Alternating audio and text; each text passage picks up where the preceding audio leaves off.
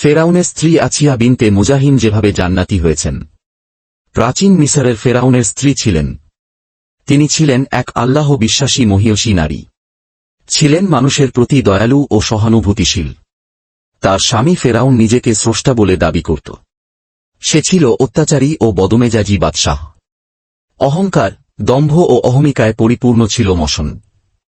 সে সময় মানুষকে আল্লাহ বিশ্বাসী করার লক্ষ্যে ও ফেরাউনের উদ্ধত অত্যাচার থেকে মুক্ত করার ব্রত নিয়ে পৃথিবীতে নবী মুসা আলাইহিসসালামকে আগমন করেন। আল্লাহ মুসা আলাইহিসসালামকে ফেরাউনের কবল থেকে রক্ষা করেছিলেন। আল্লাহর আদেশে শিশু মুসার মা তাকে বিশেষ ব্যবস্থাপনায় কাঠের সিন্দুকে ভরে নীল নদীতে ভাসিয়ে দেন। এই সিন্দুক ফেরাউনের স্ত্রী আছিয়ার হস্তগত হয়। শিশু মুসার অপূর্ব সুন্দর চেহারা আছিয়ার মনে দাগ কাটে। মাতৃত্বের আকাঙ্ক্ষা প্রবলভাবে জেগে ওঠে। সে তাকে লালন পালনের দায়িত্ব নেন। পুত্র সন্তান দেখে ফেরাউন চটে যায়, কিন্তু স্ত্রীর ব্যক্তিত্বের কাছে সে হেরে যায়।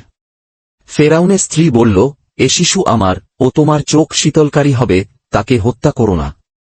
এ আমাদের উপকারে আসতে পারে, অথবা আমরা তাকে সন্তান হিসেবে গ্রহণ করতে পারি। আছিয়ার কাছে রাজকীয় সুখানন্দে মুসা লালিত পালিত হতে থাকেন। আছিয়া মুসা আলাইহিসসালাম এর পালক মাতা হওয়ার গৌরব লাভ করেন। আছিয়া ছিলেন ধনী পরিবারের মেয়ে। ভদ্র, শালীন, দয়ালু ও জ্ঞানী। ফেরাউনের স্ত্রী ছিলেন ঠিকই, কিন্তু ফেরাউনের দুশ্চরিত্রের কোনো স্বভাব তাকে গ্রাস করতে পারেনি। অত্যাচারীর ঘরে থেকেও তিনি ছিলেন মানবতাবাদী ও মানুষের হিতৈষী। ছিলেন একজন নবীর পালক মাতা। এসব বিশেষ গুণই তাকে এক আল্লাহ বিশ্বাসী হতে সাহায্য করেছে। তিনি মুসা আলাইহিসসালাম এর ধর্ম গ্রহণ করেন। এক আল্লাহর ওপর ঈমান আনেন। এদিকে ফেরাউন ছিলেন মুসা আলাইহিসসালাম এর পরম শত্রু। নিজের স্ত্রী অন্যের উপাসনা করে এমন খবর জানতে পেরে ফেরাউন স্ত্রীকে বোঝাতে থাকেন। নিজের বিশাল সাম্রাজ্য ও প্রজাদের কথা বলেন। কিন্তু আছিয়া সত্য ধর্মের ওপর পাহাড়ের মতো অবিচল, অটল। ফেরাউন দেখল তার কথায় কোনো কাজ হয় না। স্ত্রী ফিরে আসছে না তার দলে। সে বিশেষ লোকদের সঙ্গে পরামর্শ করে আছিয়াকে হত্যার আদেশ দেয়। ফেরাউনের সৈন্য সামন্ত তার হাত পা বেঁধে উত্তপ্ত সূর্যের নিচে ফেলে রাখে।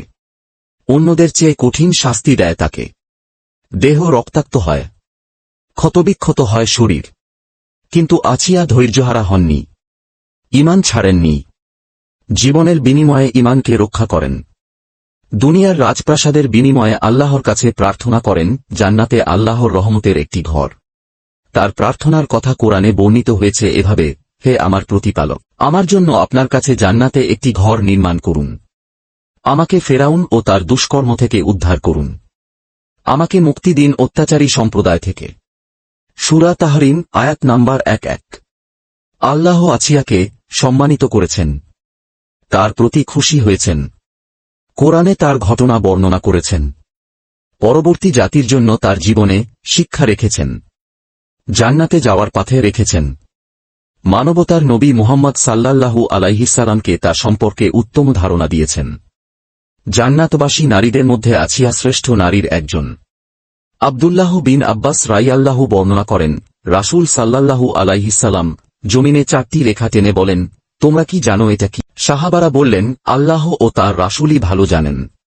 রাসূল সাল্লাল্লাহু আলাইহিসসালাম বললেন, জান্নাতবাসীর মধ্যে সর্বশ্রেষ্ঠ নারী হলেন খাদিজা বিনতে খুয়াইলিদ, ফাতেমা বিনতে মুহাম্মদ, মারিয়াম বিনতে ইমরান ও ফেরাউনের স্ত্রী আশিয়া বিনতে মুজাহিম। হাদিসটি মুসনাদে আহমদ এ বর্ণিত হয়েছে। 2903 নাম্বার হাদিস। এ ধরনের ঘটনা জানার জন্য চ্যানেলটিকে লাইক, কমেন্ট এবং সাবস্ক্রাইব করুন।